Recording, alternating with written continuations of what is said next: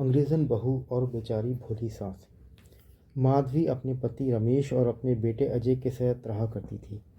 अजय का बचपन से एक ही सपना था कि वे अपनी आगे की पढ़ाई यूएसए में पूरी करे और इसीलिए वह यूएसए पढ़ाई करने चला जाता है।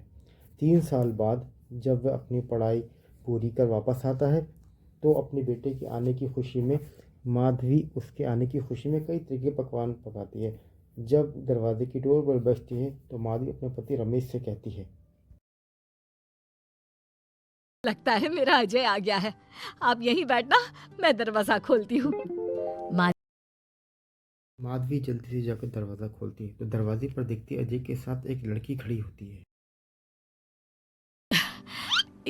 ये कौन है बेटा? माँ, ये ग्रेटी है।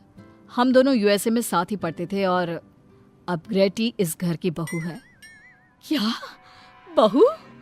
अरे बेटा, तूने शादी कर ली और बताया भी नहीं। कम से कम अपनी माँ को बता तो देता कि तू अपने साथ इस घर की बहू लेकर आ रहा है। मैं बहू के आने की कुछ तैयारी तो कर लेती। कोई बात नहीं बहू, यही रुक, मैं अभी तेरे लिए पूजा की थाल लेकर आती हूँ। मॉम, आप अपनी ये फॉर्मेलिटीज बाद में पूरी कर लेना।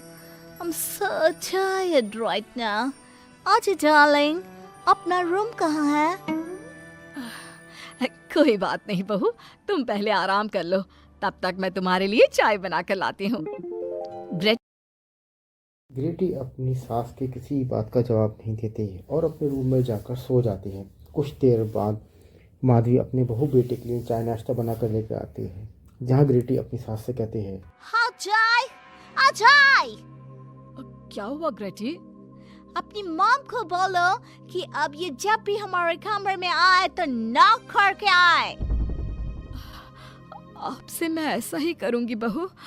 वो तो आज ही तुम दोनों आए हो तो मुझे लगा थक गए होंगे, इसलिए जल्दी जल्दी मैं ऐसे ही चाय नाश्ता लेकर आ गई। वो क्या है ना, अजय जब भी बाहर से आता है तो आते ही चाय मांगता है, बस इसीलिए मैं ना ये चाय यहाँ रख देती हूँ, पी लेना, अदरक वाली चाय है। ये बोल तभी ग्रेटी अपनी सास से कहती है, जाते हुए अपनी साथ अपनी ये चाय भी ले जाओ, क्योंकि अजय अब चाय नहीं पीता। हाँ माँ, जब से मैं यूएसए गया हूँ तब से मैंने चाय पीनी छोड़ दी है। अब एक काम करो, हम दोनों के लिए कॉफी ले आओ। मैं सच में बहुत ज्यादा थक गई हूँ। अरे ठीक है, ला देती हूँ। अच्छा बेटा, तुम्हारे मम्मी पापा इंडियन है या फिर वही अंग्रेजी है?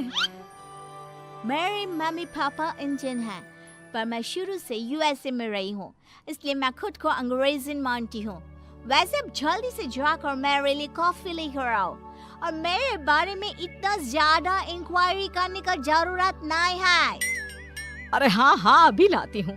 वैसे बहू, मैं तुम्हें ना इंडिया के सारे तौर तरीके सिखा दूंगी। अरे क्या हुआ, तुम्हारी परवरिश अगर यूएसए में हुई है, हाँ तो इंडियन ही ना। आपसे ज्ञान नहीं मांगा है।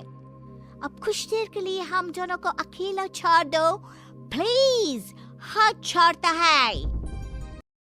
माधवी कमरे से बाहर चली आती है। रमेश माधवी का उतरा हुआ चेहरा देख कहता है, हमने इस नालायक को बाहर पढ़ने के लिए भेजा था और इसने क्या किया, बाहर से अंग्रेजन बहू उठाकर ले आया। माधवी, तुम बहुत भोली हो, पर मैं नहीं। ये लड़की हमारा घर तोड़ देगी, हमसे हमारे अजय को दूर कर देगी। देखा, आते ही कैसे रोब झाड़ रही है, जैसे तुम इस घर की नौकरानी हो। तुम उसको बोलो कि तुम इस घर की मालकिन हो और उसकी सास हो, वो वही करे जो तुम कहोगी। अरे आप बेकार में ही गुस्सा हो रहे हैं।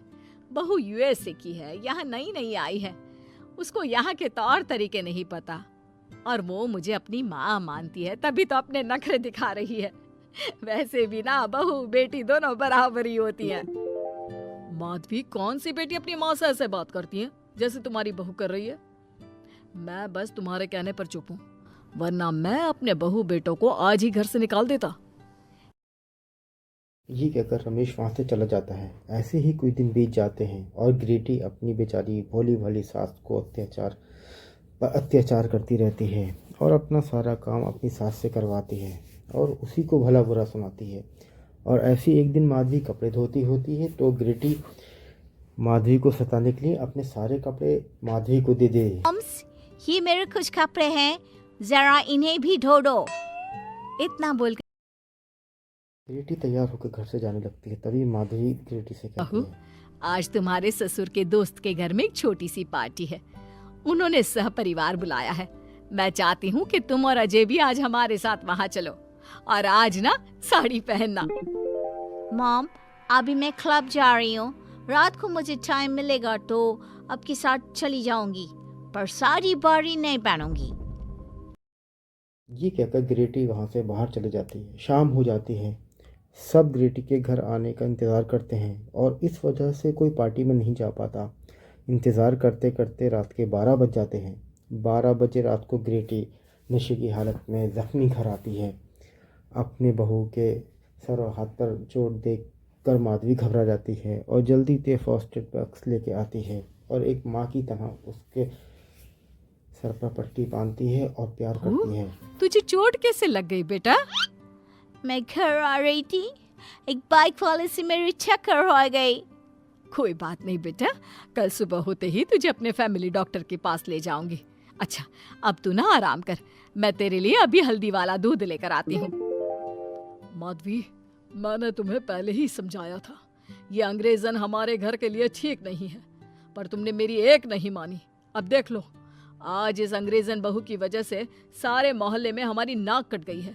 आज सब हम पर हंसते हैं, और ये सब कुछ तुम्हारी वजह से हुआ है, तुम्हारी छूट की वजह से हुआ है। ये कहकर रमेश अपने रूम में चला जाता है, पर माधवी अपनी बहू की पट्टी कर उसके कमरे में सुला देती है। अगले दिन माधवी अपनी बहू को लेकर अपने फैमिली डॉक्टर के पास जाती है, जहाँ ग्रेटी देखती है उस डॉक्टर की बहू ने साड़ी पहन रखी है और एक संस्कारी बहू की तरह पूजा पाठ करती है। अपने सास ससुर के पैर छूती है, उनका सुबह सुबह आशीर्वाद लेती है। डॉक्टर की बहू को देखकर ग्रेटी को अपना बर्ताव याद आता है और उसे एहसास होता है कि वह अपनी भोली और मासूम सास को पर कितना अत्याचार करती है, पर फिर भी माधवी सबसे लड़कर उसकी साइड लेती है। ये सब देखकर ग्रेटी को पश्चाताप होता है और कुछ देर बाद वो दोनों दवाई लेकर घर आ जाती है।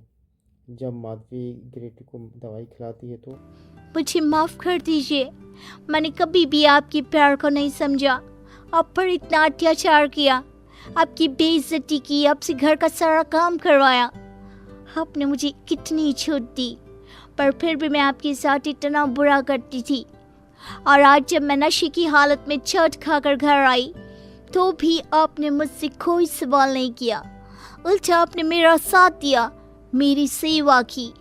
और जब मैंने डॉक्टर की बहू को देखा घर का काम करते हुए, अपने सास ससुर की सेवा करते हुए, तब जाकर मुझे एहसास हुआ कि मैं कितनी रॉन्ग थी। एक इंडियन होकर भी एक बहू के कर्तव्य से दूर रही और आपके ऊपर अपनी अंग्रेजी का रौब झाड़ती रही। मुझे माफ कर दीजिए सासू माँ। बेटा, अक्सर बच्चों से गलतियां हो जाती है। ऐसे भी सुबह का भूला अगर शाम को घर आ जाए तो उसे भूला नहीं कहते बहू। और मुझे बहुत अच्छा लग रहा है ये देखकर कि मेरी अंग्रेजन बहू कितनी समझदार हो गई है। इसके बाद ग्रेटी अपनी सास को गले लगा लेती है।